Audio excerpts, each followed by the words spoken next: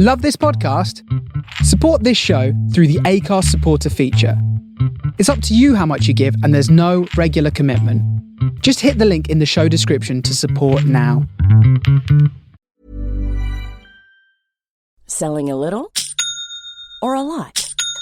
Shopify helps you do your thing however you cha-ching. Shopify is the global commerce platform that helps you sell at every stage of your business. From the launch your online shop stage to the first real-life store stage, all the way to the did we just hit a million orders stage. Shopify is there to help you grow. Shopify helps you turn browsers into buyers with the internet's best converting checkout. 36% better on average compared to other leading commerce platforms. Because businesses that grow, grow with Shopify. Get a $1 per month trial period at shopify.com/work. Shopify.com/work. This episode is brought to you by Progressive Insurance. Do you ever think about switching insurance companies to see if you could save some cash? Progressive makes it easy to see if you could save when you bundle your home and auto policies. Try it at Progressive.com. Progressive Casualty Insurance Company and Affiliates. Potential savings will vary, not available in all states. A little self-care can go a long way, especially amidst the hustle and bustle of the holidays. That's where Vegamore comes in. Trusted by millions, Vegamore is all about giving your hair the love and care it deserves. With their vegan and cruelty-free formulas, you can nourish and revitalize your strands while indulging in some much-needed pampering. Because let's face it, who couldn't use a bit more me time this time of year? Go to vegamore.com/ACAST, code ACAST. That's vegamor.com/ACAST, code ACAST.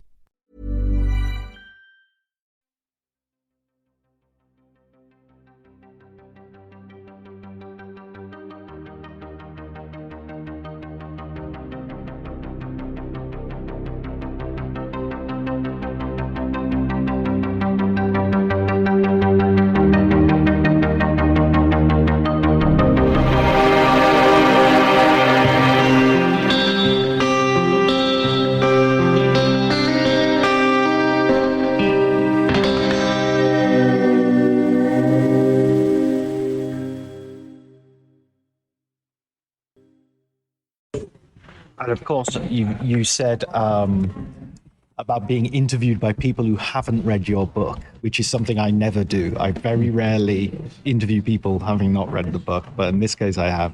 So I'm going to start with a question about your experience with the festival. You said you first came to the festival at 16.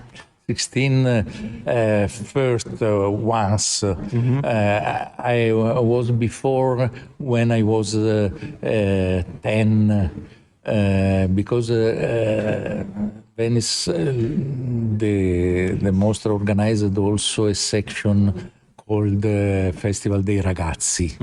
This was a particular section for young people. So my first experience was to see animated Czechoslovakian film, Old Czech Legend by Jerry Weiss, 52. And after, the first emotion here was to see a title of Erich von Stroheim, Blind House Bands. And it was a very strong emotion for a young people, 16. And I decided to try to continue when I was 18 and to follow all the exhibit, retrospective, and all the section. It was possible 50, 60 years ago because the program was of 4 or 5 titles a day. So you could watch the whole program. All the program for 10 years was possible. Starting from the 18 was impossible because they changed the program, increased, and was of 100 titles, 150 titles. So you have to decide what was better or more interesting. And I started to teach to the university, and so I was more interested to the retrospective, to the history of the cinema. And here, for many, many years, I had the possibility to discover Soviet cinema, Japanese cinema, Swedish cinema, American cinema, French cinema. From the beginning, and was a wonderful experience for me, and helped to continue to know the history of film. I try to study and to know the general history of cinema. And here I was obliged to come here. I lived in Lido till 24, 25 years. And you grew up here, yes? Yes, I grew up here.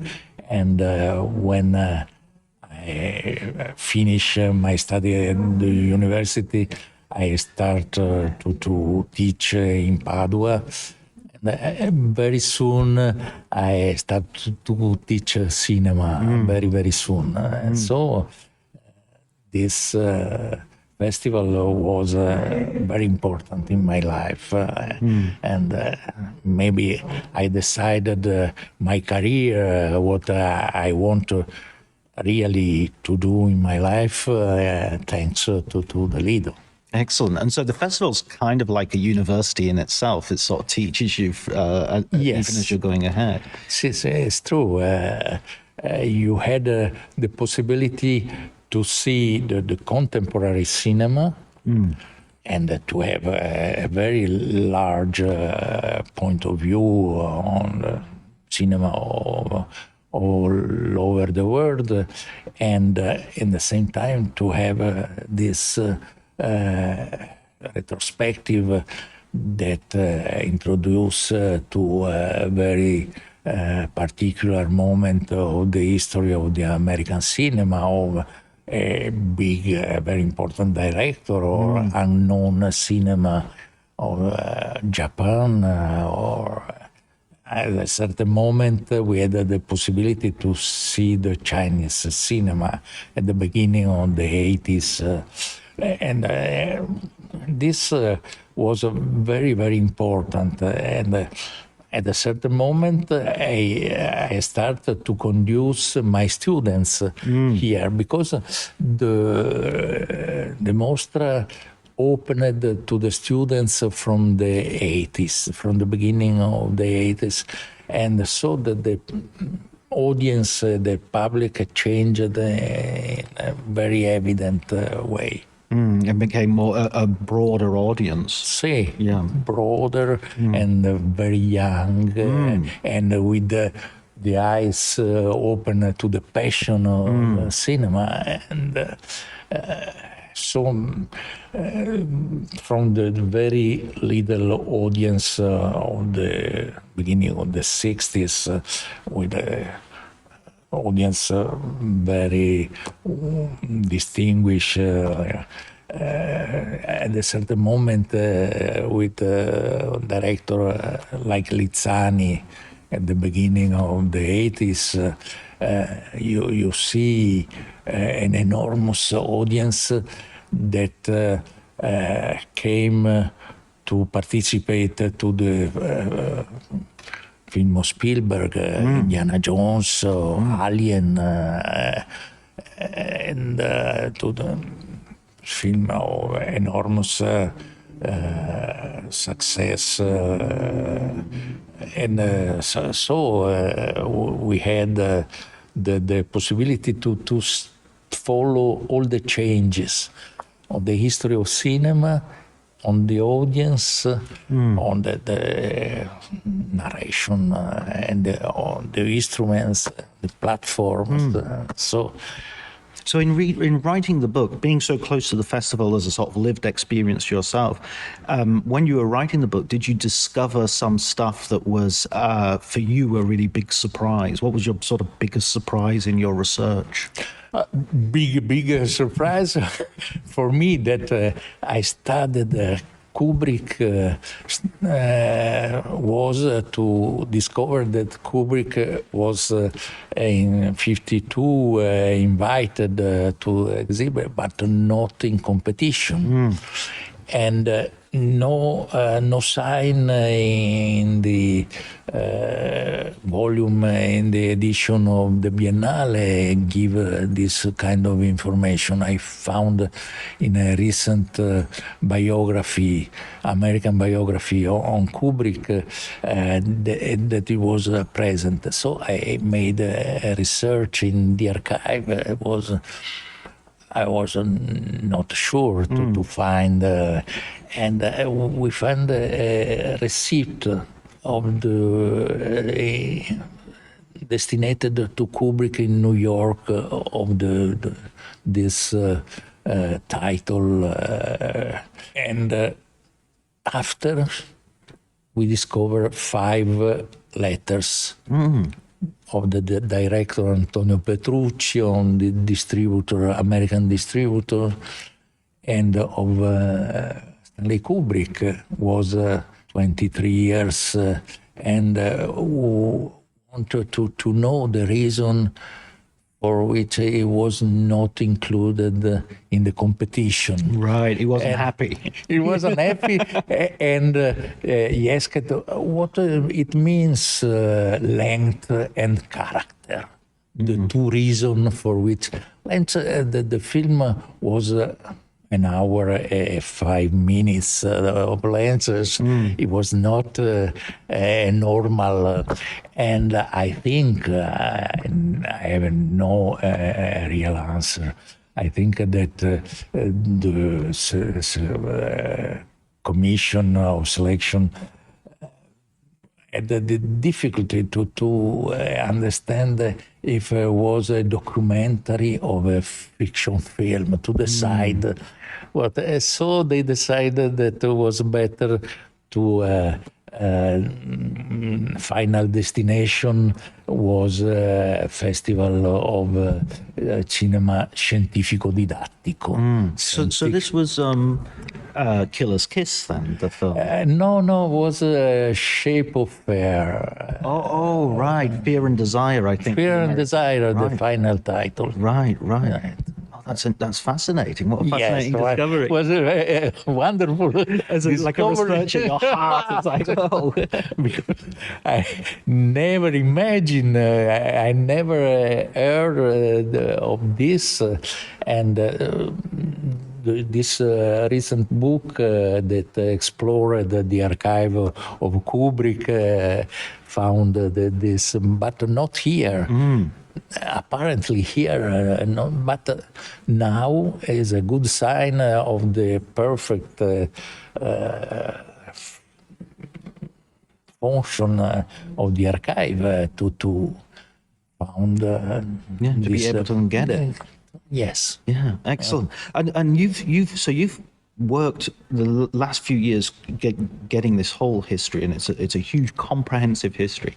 What insights have you got for the sort of the present version of the festival in comparison to it in the long story? Now the interesting things of the present are that Venice is a sort of advanced point of vision, and they try to see, for instance, the virtual reality first, or to imagine to become a producer with the Biennale College and talent scout. It was not normal in the festival of all over the world. And this is possible because La Biennale had the possibility to imagine a thing like this, or the other point, very interesting for me, is the courage to include the platform in the program. Can is not again sure to open to Netflix or thing. Here, not only they are present in the competition, but they obtain the prize. They won, yeah. Roma of Quaron was a great film, but produced by Netflix. And this seems to me the possibility to live this moment of transformation of the crisis of the vision in the theaters, but a place like Lido and the Palazzo del Cinema continue to maintain the sense of the sacrality of the place. So in comparison, you were saying earlier on in the press conference that that Venice used to be the leader and then Cannes overtook in the 60s and 70s. Do you think that Venice is now the leader, or do you think it's Cannes, or do you think it's neck and neck? I don't know exactly, but Venice seems in good situation now in the ranking, international ranking, is not in fifth or sixth position. It's a very good situation as again leader, and what I appreciated in this election is I'm sure that try to see all the production in the world for this final selection, and the opening of the view is very important for me, and it is the selection is linked to the single people. Explaining football to the friend who's just there for the nachos? Hard. Tailgating from home like a pro with snacks and drinks everyone will love? An easy win. And with Instacart helping deliver the snack time MVPs to your door, you're ready for the game in as fast as 30 minutes. So you never miss a play or lose your seat on the couch or have to go head-to-head for the last chicken wing. Shop Game Day Faves on Instacart and enjoy $0 delivery fees on your first 3 grocery orders. Offer valid for a limited time. Other fees and terms apply. My dad works in B2B marketing. He came by my school for career day and said he was a big ROAS man. Then he told everyone how much he loved calculating his return on ad spend. My friends still laugh at me to this day. Not everyone gets B2B, but with LinkedIn, you'll be able to reach people who do. Get $100 credit on your next ad campaign. Go to linkedin.com/results to claim your credit. That's linkedin.com/results. Terms and conditions apply. LinkedIn, the place to be, to be. But they are very conscient, informed on they have an enlarged view.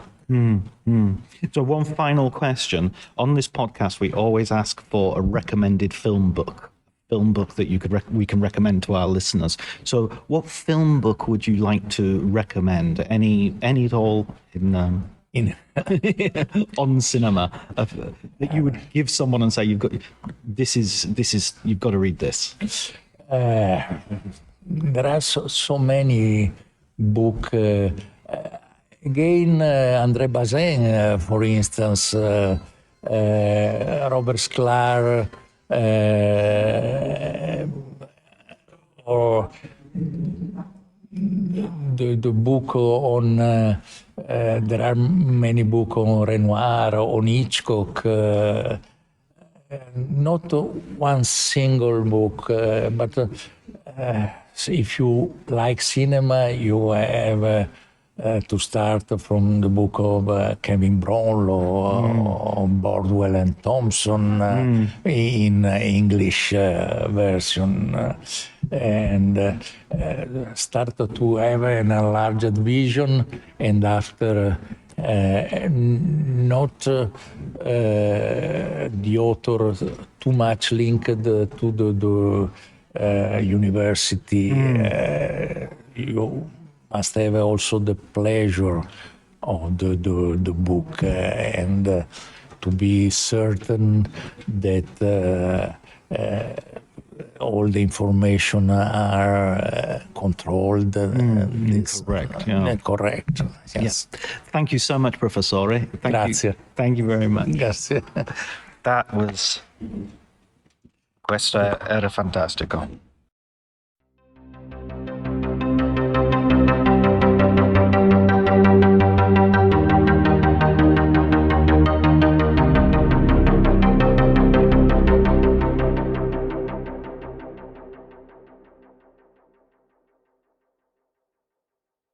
Are you recording that bit as well? No, I've just started. But that isn't a bad habit to get into. Start recording stuff, then you can sort of smooth into it. So, Jack King, we're here at the Venice Film Festival. We're on a terrace, the Campari terrace, in front of the casino, as it's pronounced in Italian, because casino means shit show in Italian. Yeah, so it's very important, the intonation, casino, rather than casino. Well, it's welcome actually that Venice has not been a shit show this year, apart from like the first couple of days of booking that everybody was up in arms about. Other than that, it's been wonderful as always. You know. What are your picks of the festival so far? I knew this was going to be a question, which is why I should have better prepared. I've warmed so much on Tar. I think Tar kind of got short sticked a little bit because it was the second film that I saw, and it was I don't think it played on the opening day. Did it play on the opening evening? So, and it's the thing, like it's so great, and in retrospect, I would put it up in my top 3 at least. But when I first saw it, I was like, I kind of needed to see more to kind of like get a more relative sense of what else is on offer. And it was also just something that retrospectively kind of warms on you and sticks with you so much. I have the same relationship with The Whale. I think The Whale, as divisive as it is proven, to say the least, is something that really, really sticks with you. And the ideas really broil and linger. So those are the two that have really stuck. I really loved Bones and All. I think Bones and All is the number one because I am Guadagnino pilled for my sins. And I was a big Timothée Chalamet agnostic after Call Me by Your Name. I think I've seen every film he's done post Call Me by Your Name at least, which is like 8 movies, you know, based on his little sliver roles and stuff like Little Women and Beautiful Boy, and Beautiful Boy was his lead after Call Me by Your Name. But he kind of I think he went quite downhill with Beautiful Boy. The script didn't service him at all, nor Steve Farrell, but like wasn't as nearly as good as the promise he showed in Call Me by Your Name. And then films like, you know, like the part that he had in Lady Bird, the part that he had in Little Women, kind of playing the same, I hesitate to call it an archetype, the same trope. You know, he's playing a fuckboy, but with variations on the kind of fuckboy theme.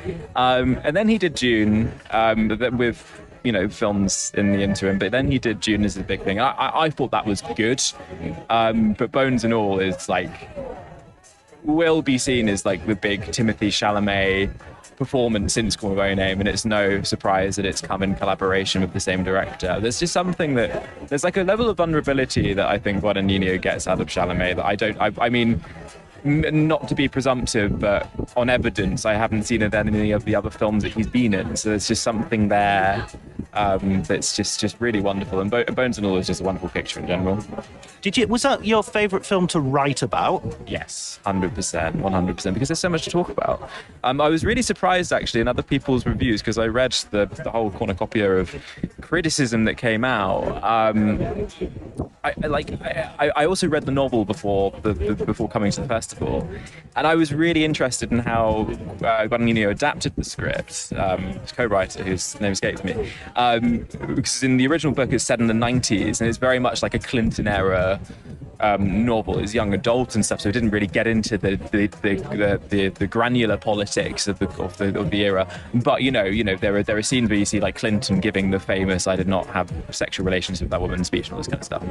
Whereas in this version, it's the 80s and is very much updated for Reaganism and all that kind of stuff. And I think it fits the idea of cannibals who are addicted to consumption and are relentless in their pursuit of getting as much as they possibly can because it's an impulse. So much more because that's like, as I kind of tried to unpick and unpack in my review, that feels like that's the almost like biological tick of capitalism. It's always that pursuit of wanting more, needing to consume more, needing to have more. That is not a novel observation to make about capitalism at all. I think George Romero made it in the 70s, as did everybody else. But I thought that was like such a wonderful kind of political zhuzhing of that script, and it's just so fucking romantic, like so gorgeous, and everybody puts in such a wonderful performance. I loved unpicking. I think it's the longest I've gone. It was that and the whale because I felt like I was defending it so much, knowing that I walked out and I'd been bawling into that for 15 minutes, and I walked up to Kyle Buchanan from the New York Times, and he was just like, I hated it. And it as it emerged, it was very, very polarizing. Yeah, you had something to kick against. Yeah, absolutely. I obviously don't think it's a case of people misunderstanding it, because I do agree with a lot of the criticisms to the Whale. The score's over-egged and it's trying to make you cry as much as it possibly can, and it's like it's pummeling you like an emotional battering ram. I do have a close relationship to the subject matter because it's about parental estrangement, and I haven't spoken to my mum in about 4 or 5 years. So I had to interrogate it up to the fact, I was like bawling and weeping, and I was like, but is it because of the subject? Is it because of the idea of a parental estrangement and abandonment, or is it because of the material? And I think it's because of the material, because aside from I haven't actually read the play or seen the play. I don't know, because it is based on a play by, I think it's Scott D. Hunter. I can't remember the name of the guy. Yeah, it's D. Hunter. Yeah. And as far as I understand, there's quite a lot of fidelity to the original text. But yeah, no, I thought that was I'm just really taken aback by the authenticity and compassion with this guy's story, both with his physical predicament and his physiological state, which it handles with a lot of delicate compassion. It's very, very deft, and I fear that people will reduce it on the surface to like this story about I don't know, like a 600-pound guy who can't leave his flat, which I think it handles it. It's handled with more care than that, and also that the stuff about the parental. It's there's a lot more authenticity there than I've seen in a lot of Hollywood pictures, at least, about that theme and that idea. Well, I was going to ask, what have you not liked then? What have you been on the other side of the fence, or have you not had that feeling yet? Actually, this has probably been, I don't know how many film festivals I've been to at this point. I've been writing professionally for 4 or 5 years now. So I went to my first film festival, I think it was 2019. I think it might have been Berlin. This is the best that I can remember going to in terms of just sheer quality, as I think everybody expected when the program first came out. But I did, thank God, go to a film that I walked out of after 30 minutes this morning. I think it was The Lord of the Ants, which, up until that point, I was worried that I'd lost all of my taste and I just liked everything because it's Venice and because it's gorgeous and because there's so much hype around the movies and everything. I was like, am I really becoming this populist and everything? But I totally am. I am such a shill for big films and everything. But no, this was absolutely appalling. And I walked out and I felt quite triumphant because thank God I do have a meter for. I do actually dislike things still. I can be a bit of an arsehole. How wonderful. My barometer is still working in the. Yeah, it's not just the needle's not just stuck. Yeah, exactly. The Lord of the Ants is an Italian film by Gianni Emilio, and it's about the Bribanti case. Aldo Bribanti, who was it's kind of an intellectual poet, theatre writer, and he was tried. I mean, the history is really interesting. I agree with you. The film was no great shakes, but he was tried under a law called plagiarism of the mind, because Mussolini and the fascists wouldn't admit that there was such a thing as homosexuality in Italy, so they didn't actually have a law against it in the books, and they had to sort of convert this law in the 1960s, this is, to prosecute this poor guy and send him to prison. It's a very slow-paced, serious, Poe-faced, kind of miserablest version of gay sex as well. I mean, there's barely a kiss in it, I don't think. And all the gay sex is portrayed as being really sort of tragic and sad, and it's like, why do you want to be gay if this is do you know what I mean? If this is the thing, if the way it's being produced, portrayed. Sorry. No, well, I mean, your explanation of the events there was more interesting to me than the 2-hour and 10-minute film I could have sat through. So I mean, I don't know. There was something about. It's the kind of thing that should really grip me. I didn't know the context of the story before I walked. It was kind of a blind watch. So it opens. I think the first 5 minutes you get like they're all is in the mid 1960s, and it's very sumptuous set design, and it feels very credible as a period piece. But then you're introduced to the two main queer characters, or as far as I can understand, having seen it 35 minutes of it. So you see the central subject, and then his kind of younger, much younger muse, and they're having a conversation where they're just exchanging lines of poetry. Yeah. And I was just like, this is so Italian. I love Italian cinema, as I've literally just said about Bones and all and everything, but it's just so, I found it so annoying and so grating. And then very quickly, like I guess the central subject isn't likable in the slightest. He's really, really annoying. He's just going like the ants metaphors and allegories, because he has an ant farm, and the ants are trapped within the ant farm, and blah blah blah blah. Just really, really kind of grating, and pretentious, and it's it's the kind of thing where like within the first 15 minutes the characters are evoking philosophers, and speaking in like really stunted and unrealistic ways, which might otherwise work, but here it doesn't. And the closest emotional sort of scene, the biggest pathos, is reserved for his mother. Right. It's his mother who has suffered. Is it? Yeah, it's his mother who sort of, well, spoiler, dies at the end, and so it's just, I mean, how Italian is that? Sorry, the mother of Briabanti, of the older guy. Okay, not the mother who puts her son into conversion therapy. No, she's a wicked mother. But it's all mothers. Totally. When it comes down to it, it's all mothers.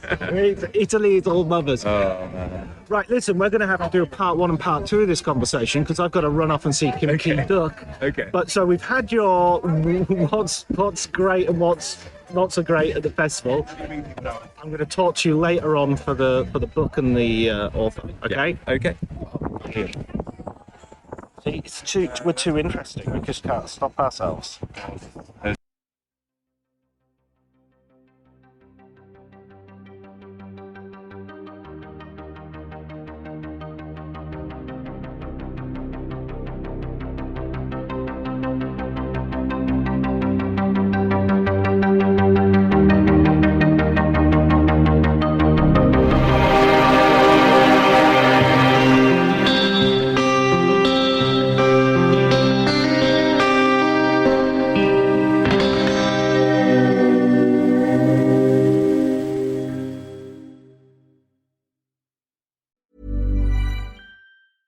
$1-800-Flowers.com knows that a gift is never just a gift. A gift is an expression of everything you feel and helps to build more meaningful relationships. 1-800-Flowers takes the pressure off by helping you navigate life's important moments by making it simple to find the perfect gift. From flowers and cookies to cake and chocolate, 1-800-Flowers helps guide you in finding the right gift to say how you feel. To learn more, visit 1-800-Flowers.com/ACAST. That's 1-800-Flowers.com/ACAST. This episode is brought to you by Progressive Insurance.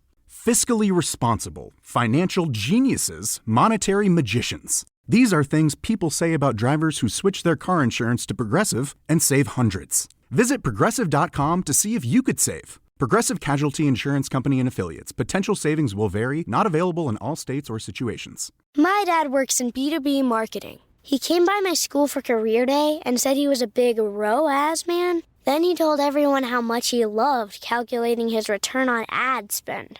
My friends still laugh at me to this day.